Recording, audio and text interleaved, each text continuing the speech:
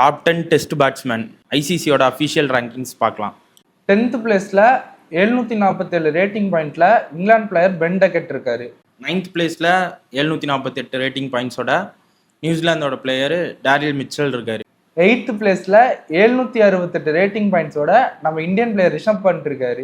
7th பிளேஸ்ல 781 rating பாயிண்ட்ஸோட Kusal Mendis Sri Lankan right hand batsman இருக்காரு. 6th பிளேஸ்ல 790 ரேட்டிங்கோட South African player Temba Bavuma இருக்காரு.